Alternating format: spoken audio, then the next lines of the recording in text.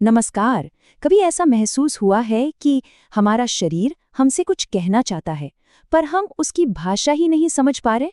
आज हम एक तरह से हेल्थ डिटेक्टिव बनने वाले हैं और अपने दिल की सेहत से जुड़े उन सीक्रेट सिग्नल्स को समझेंगे जिन्हें हम अक्सर कुछ और समझकर इग्नोर कर देते हैं। तो सबसे पहले एक बहुत ही अहम सवाल। कभी कभी लगता है ना कि थोड़ी सीढ़ियां चढ़ी और सांस फूल गई या पहले जैसी फुर्ती नहीं रही। तो क्या ये सिर्फ बढ़ती उम्र की निशानी है या फिर हमारा शरीर हमें कोई चेतावनी, कोई वार्निंग दे रहा है? अक्सर इसी कंफ्यूजन में दिल से आ रहे जरूरी सिग्नल हम मिस कर जाते हैं। और इस पूरी मिस्ट्री के पीछे जो मेन विलन है वो है कोरोनरी आर्टरी डिजीज यानी CAD। इसे ऐसे समझिए, हमारे दिल तक खून ले जाने वाली नसों में धीरे धीरे सालों तक एक चिपचिपा सा पदार्थ जमता रहता है जिसे प्लाक कहते हैं। ये खामोशी से नसों को सख्त और संकरा बनाता जाता है और हमें कानों कान खबर तक नहीं होती। तो सवाल ये है कि इस छुपे हुए दुश्मन के सुराग कैसे मिले? इसके लिए हमारी डिटेक्टिव टूलकिट का पहला टूल है फेसेस कोड। ये हार्ट फेलियर के शुरुआती संकेतों को पकड़ने का एक बहुत ही सिंपल और असरदार तरीका है। और ये कोई बनावटी बात नहीं है, इसे बाकायदा heart failure society of America ने बनाया है ताकि हर कोई अपने शरीर के इशारों को सही से समझ सके। तो चलिए इस फेसेस कोड को डिकोड करते हैं। तो चलिए इस FACES कोड को एक एक करके डिकोड करते हैं। सबसे पहले है F यानी कि फटीग, मतलब थकान। और ये कोई मामूली थकान नहीं है, ये वो वाली गहरी थकावट है जो अच्छी खासी नींद के बाद भी नहीं जाती। फिर आता है A एक्टिविटी लिमिटेशन, मतलब जो काम पहले आसानी से हो जाते थे, जैसे थोड़ा चलना या सीढ़ियाँ चढ़ना, अब वही पहाड़ चढ़ने जैसा लगे। C का मतलब है कंजेशन यानी फेफड़ों में जमाव, जिसकी वजह से खांसी या सांस में घड़घड़ाहट हो सकती है। इसके बाद है E एडिमा यानी सूजन। मान लीजिए टखनों या पैरों में सूजन आ गई है और जूते भी टाइट लगने लगे हैं। और आखिर में है S शॉर्टनेस ऑफ ब्रेथ, मतलब सांस का फूलना, खास तौर पर जब कोई आराम से लेटा हो। देखिए, इनमें से कोई एक चीज शायद उतनी बड़ी ना लगे, पर जब ये सब साथ में दिखें तो समझिए ये एक बहुत बड़ा इशारा है। लेकिन एक अच्छा जासूस ये भी जानता है कि सुराग हमेशा सीधे सीधे नहीं मिलते। हार्ट अटैक के लक्षण हमेशा वैसे नहीं होते जैसा फिल्मों में दिखाते हैं कि सीने में जोर का दर्द हुआ और हाथ सुन्न हो गया। खासकर महिलाओं में ये संकेत बहुत अलग हो सकते हैं, जिन्हें हम अक्सर कुछ और समझकर टाल देते हैं। जरा इन संकेतों पर गौर कीजिए, खासकर महिलाएं। पीठ, कंधे या जबड़े में अचानक दर्द होना, या फिर ऐसी जबरदस्त थकान कि बिस्तर से उठना भी मुश्किल लगे, या बिना किसी वजह के उल्टी जैसा महसूस होना।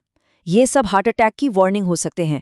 और एक बहुत ही अजीब लेकिन ज़रूरी संकेत है अचानक से मन में ये ख्याल आना कि कुछ बहुत बुरा होने वाला है। और इसी बात पर डॉक्टर मार्था गुलाटी की ये बात एकदम सटीक बैठती है। वो कहती हैं कि इन लक्षणों को असामान्य या एटिपिकल कहना ही गलत है, क्योंकि इस शब्द से ऐसा लगता है कि ये कोई हल्की फुल्की बात है, जबकि असलियत बिल्कुल उल्टी है। ये संकेत भी उतने ही खतरनाक हो सकते हैं। अब एक अच्छे जासूस की तरह हमें सही और गलत सुराग में फर्क करना सीखना होगा, क्योंकि कुछ संकेत इतने मिलते जुलते होते हैं कि हमें आसानी से गुमराह कर सकते हैं। अच्छा, एक बहुत ही कॉमन कंफ्यूजन होता है एसिडिटी और दिल की तकलीफ के बीच। लोग अक्सर धोखा खा जाते हैं। तो फर्क कैसे समझें? देखिए, एसिडिटी में सीने में एक जलन होती है, मुंह का टेस्ट खट्टा सा हो जाता है और आमतौर पर कोई एंटासिड लेने से आराम मिल जाता है। लेकिन अगर दिल की समस्या है तो वो जलन नहीं बल्कि एक दबाव या जकड़न जैसा महसूस होगा, जैसे किसी ने छाती पर कुछ भारी रख दिया हो। और ये दर्द हाथ या जबड़े की तरफ भी जा सकता है। सबसे बड़ा क्लू, ये एंटासिड लेने से ठीक नहीं होगा। ये छोटा सा फर्क पहचानना किसी की जान बचा सकता है, सच में। अब दो और जरूरी चीजों का फर्क समझ लेते हैं। पहला है हार्ट अटैक। इसे आप दिल की प्लम्बिंग प्रॉब्लम की तरह देखिए।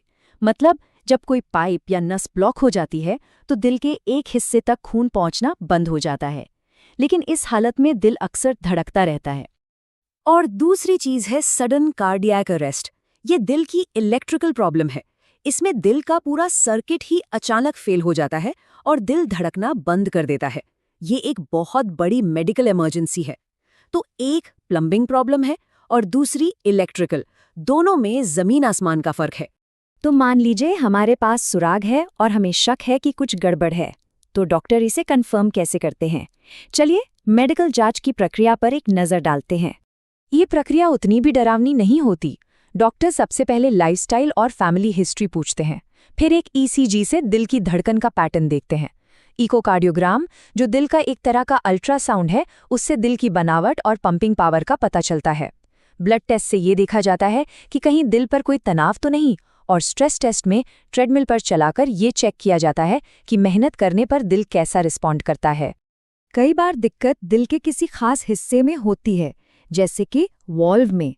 ये वाल्व दरवाजों की तरह काम करते हैं जो खून को सही दिशा में भेजते हैं। और जरा इस चार्ट को देखिए, वाल्व की बीमारी से होने वाली मौतों में से 61% सिर्फ एक वाल्व यानी एओर्टिक वाल्व की वजह से होती हैं। इससे पता चलता है कि जांच कितनी स्पेसिफिक और ज़रूरी हो सकती है। तो अब तक हमने सुरागों को पहचानना और समझना सीख लिया। अब आते हैं सबसे ज़रूरी हिस्से पर, हमारा एक्शन प्लान, यानी इमरजेंसी में क्या करें और लंबे समय के लिए अपने दिल को मजबूत कैसे बनाए रखें। जब हार्ट अटैक का अंदेशा हो तो एक एक सेकंड कीमती होता है। घबराने के बजाय अगर हमें ये पता हो कि सही कदम क्या है, तो ये किसी की जिंदगी और मौत के बीच का फर्क साबित हो सकता है। तो ये 3 स्टेप्स अच्छी तरह से याद रखने हैं। नंबर 1, बिना एक पल भी सोचे इमरजेंसी नंबर पर फोन करना है। खुद ड्राइव करके हॉस्पिटल जाने की गलती कभी ना करें। नंबर 2, अगर इमरजेंसी ऑपरेटर कहे तो एक एस्पिरिन चबा लें। और नंबर 3, अगर इंसान बेहोश हो जाए और उसकी सांस रुक जाए तो तुरंत सीपीआर शुरू कर दें। इमरजेंसी के लिए तैयार रहना तो ठीक है, लेकिन असली जीत तो बचाव में ही है। मतलब एक हेल्दी लाइफस्टाइल अपनाकर हम अपने दिल को सालों साल मजबूत और सुरक्षित रख सकते हैं। तो ये है हमारे दिल को हेल्दी रखने की चेकलिस्ट, और इसमें कोई रॉकेट साइंस नहीं है, बस कुछ सीधी साधी पर बहुत पावरफुल आदतें हैं। अच्छा खाना, रोज थोड़ी वॉक, स्मोकिंग को ना कहना, स्ट्रेस मैनेज करना और अपने ब्लड प्रेशर, शुगर पर नजर रखना। ये छोटे छोटे बदलाव ही हमारे दिल के लिए एक बड़ा सुरक्षा कवच बनाते हैं।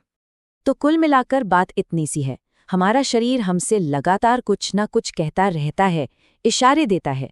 सवाल बस ये है कि क्या हम रुक कर ध्यान से उसे सुनने को तैयार हैं, क्योंकि फैसला हमारे ही हाथों में है।